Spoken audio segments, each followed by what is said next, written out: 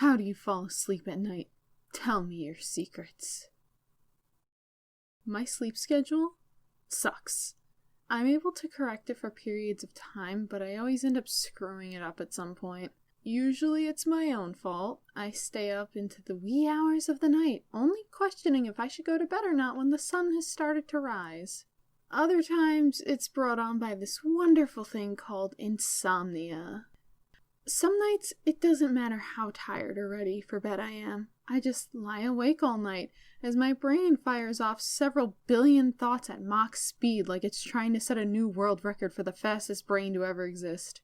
It's not fun, as I'm sure anyone else who's had that happen to them can attest. Insomnia is one of those wonderful traits that I share with my dad.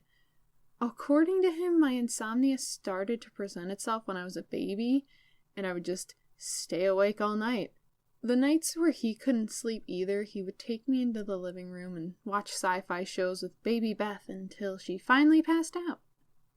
But as I grew up, staying awake all night wasn't a viable option. One time when I was 6 years old, I stayed up the whole night before school one day playing with one of my sisters, who is also an insomniac. Go figure, we're a bloodline of sleepless, tired punks. Now, as I'm sure you can imagine, a 6-year-old going to school after not getting any sleep in the past day is gonna have some issues. I kept nodding off in the middle of class. My teacher kept asking if something was wrong, but I'm no pansy, so I was just like, hey, it's fine. I'm totally good to go. No worry. I ended up getting sent to the nurse and had to go home early because I just was not alert enough to do anything and in major need of a nap.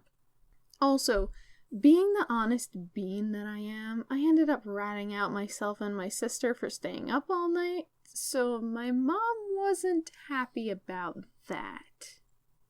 Afterwards, my parents got more strict with small Beth's bedtime and making sure my siblings and I weren't enabling each other, which is an understandable response to learning your 6-year-old pulled an all-nighter. Being on a strict schedule with school did help my sleep schedule for a while, actually. When I have a routine or something to do the next day, getting to sleep is an easier endeavor for me. Sure, when I was in high school, I stayed up till 1 a.m. before knocking out, but that's just part of the experience of being a dumb teenager as far as I'm concerned. Nowadays, as an adult with an irregular work schedule, I don't have any set structure to keep me on a consistent sleep schedule. When I have a pet sitting job and have to wake up every day to take care of animals, my sleep schedule is great. But in the time between those jobs, it's not ideal. Between 3 and 6 a.m. is usually the time I pass out when I'm left to my own devices.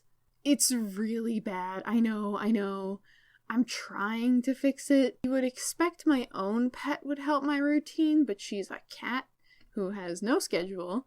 She sleeps pretty much the whole day and night, so she doesn't really need me to be awake at any particular time. So the duty of fixing my poor habits falls solely on my own shoulders. But when there's art to be drawn, fan fiction to be read, and YouTube videos to be watched, how am I supposed to go to bed? You expect me to not lose track of time when I engross myself into any one of those things? Ha! In all seriousness, though, I do need to get better at not getting myself sucked into something late at night, try to force myself into bed at a reasonable time, and fix this broken sleeping pattern of mine. I make no promises that I will, but I mean, I can try. We'll see what happens.